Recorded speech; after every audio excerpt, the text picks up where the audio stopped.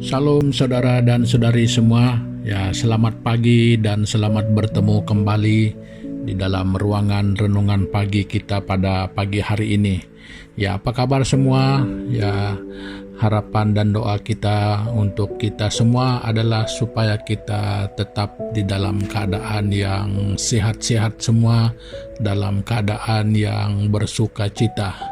Nah, jadi saudara dan saudari, ya, untuk meneruskan daripada renungan kita pada pagi hari ini, ya, kita rindu untuk datang bersama-sama di dalam doa kita menghadap Tuhan kita. Mari kita berdoa. Tuhan Bapa di surga, di dalam nama Yesus Kristus, kami mengucap syukur pada pagi hari ini Tuhan, di atas kebaikan Tuhan yang sudah memberikan nafas hidup ini untuk kami pada hari ini, kesempatan sekali lagi untuk kami menikmati kebaikan Tuhan yang Tuhan sediakan untuk kami bersama pada hari ini. Dan oleh itu Bapa, kami ingin memulai kehidupan kami dengan melihat dan merenungkan kebenaran firman-Mu yang merupakan makanan untuk rohani kami dan yang merupakan terang dan suluh bagi jalan kehidupan kami. Terima kasih Bapa, kiranya Tuhan memberkati kebenaran firman-Mu yang akan kami kongsikan bersama. Kiranya Roh Kudus-Mu Tuhan yang menolong kami untuk dapat mengerti, dapat memahami kehendak Tuhan lewat kebenaran firman-Mu pada pagi hari ini yang kami akan kongsikan dan renungkan bersama. Terima kasih Bapa, kami berdoa mengucap syukur hanya di dalam nama Yesus Kristus, Tuhan dan Juru Selamat kami. Amin. Nah, saudara dan saudari semua, pada pagi hari ini, ya, saya membawa kita membaca agak panjang ya pada pagi hari ini. Ya, walaupun bacaan kita mungkin panjang, jadi penjelasannya mungkin pendek karena bacaan sudah panjang. Ya, jadi karena panjang bacaannya, penjelasannya sudah semakin banyak ya. Nah, jadi mari kita bersama-sama membuka Alkitab kita di dalam kitab Efesus pasal yang keempat. Jadi kita membaca dari ayat yang ke-17 sampai ayat yang ke-24. Jadi setidak-tidaknya ada 8 ayat di sana. Jadi begini bunyinya. Sebab itu kukatakan dan kutegaskan ini kepadamu di dalam Tuhan. Jangan hidup lagi sama seperti orang-orang yang tidak mengenal Allah, dengan pikiran yang sia-sia dan pengertian yang gelap, jauh dari hidup persekutuan dengan Allah, karena kebodohan yang ada di dalam mereka dan karena kedegilan hati mereka. Perasaan mereka telah tumpul sehingga mereka menyerahkan diri kepada hawa nafsu dan mengerjakan dengan serakah segala macam kecemaran. Tetapi kamu bukan demikian. Kamu telah belajar mengenal Kristus.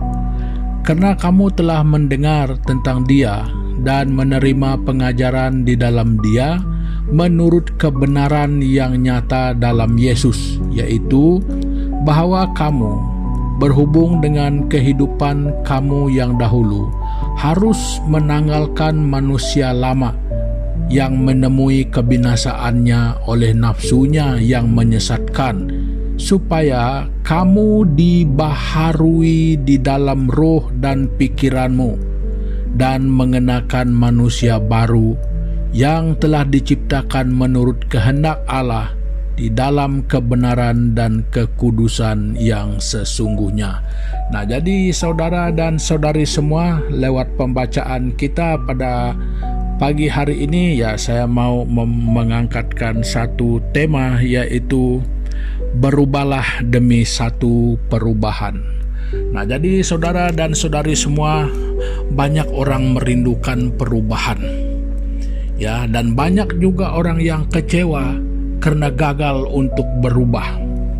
Nah, jadi saudara dan saudari, pada pagi hari ini sesuai dengan pembacaan kita ini, saya mau berkongsi dengan satu kuncinya untuk berubah.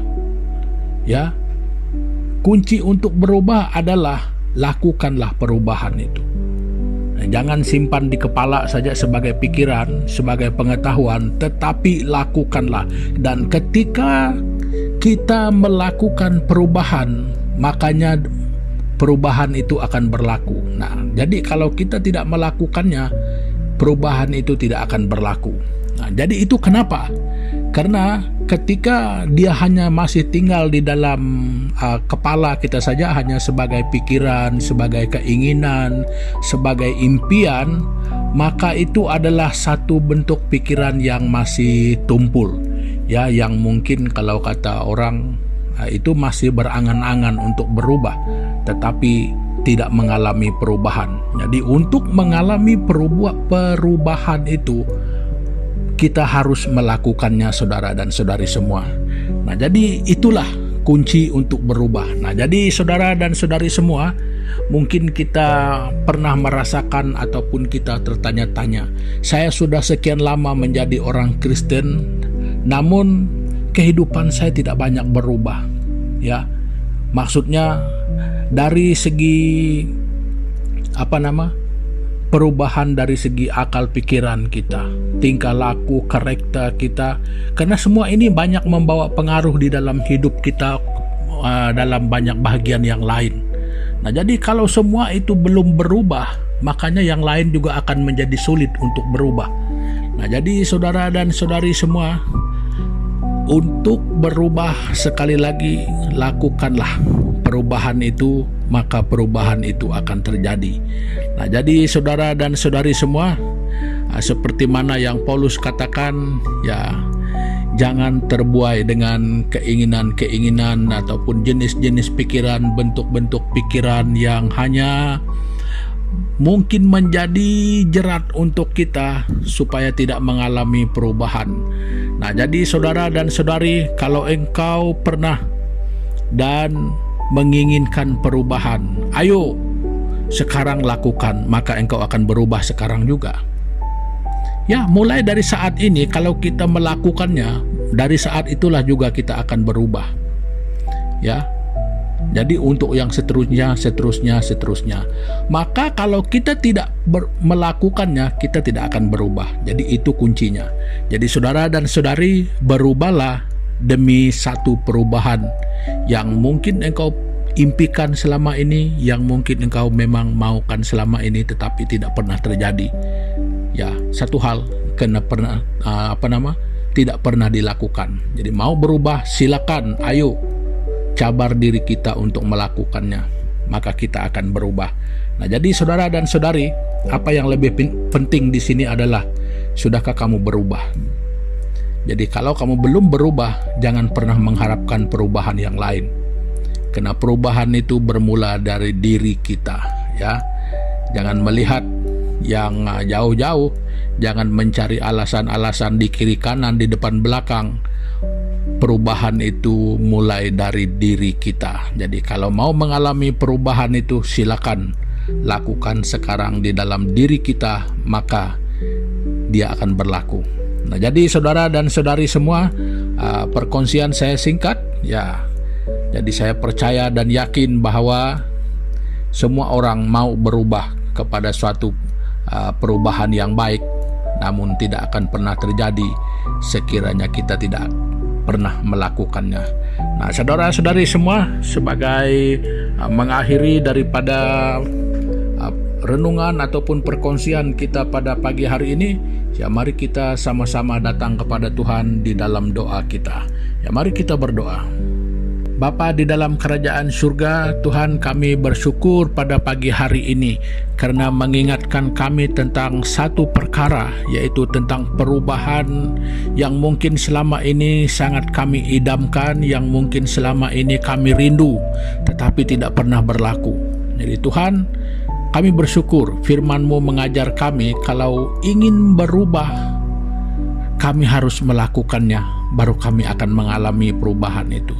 Jadi kami berdoa supaya kami mampu melakukannya untuk mengalaminya. Jadi itu kuncinya. Kalau kami tidak melakukannya, maka kami juga tidak akan mengalaminya. Jadi Tuhan, tolong kami untuk kami mampu berubah. Jadi supaya memberikan bagi kami kekuatan untuk berubah.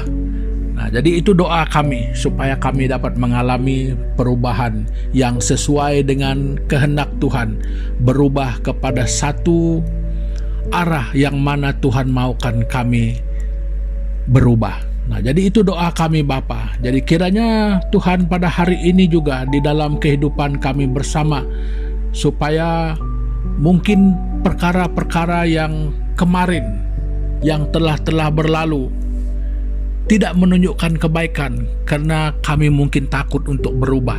Jadi makanya pada pagi hari ini di dalam seluruh kehidupan kami, tata kerja kami, karakter kami, Tuhan mampukan kami untuk mengubah diri kami, untuk mengalami satu perubahan yang lebih baik. Tuhan, terima kasih Bapa. Kiranya seluruh keberadaan hidup kami hari ini semuanya di dalam tangan Tuhan dan di bawah kendali Tuhan. Biar nama Tuhan dimuliakan di dalam kehidupan kami bersama, dan setiap orang akan terus menikmati kebaikan, kemurahan, dan berkat Tuhan masing-masing sesuai dengan rencana dan kehendak Tuhan bagi setiap pribadi kami. Terima kasih Bapa, ini doa kami di dalam nama Yesus Kristus, Tuhan dan Juru Selamat kami yang hidup. Amin. Nah, saudara dan saudari semua, ya pertemuan kita untuk pagi hari ini sampai di sini dulu, dan sampai kita jumpa lagi pada kesempatan yang mendatang. Ya, sekian, terima kasih. Tuhan Yesus memberkati. Selamat berhujung minggu, sampai kita jumpa lagi. Haleluya.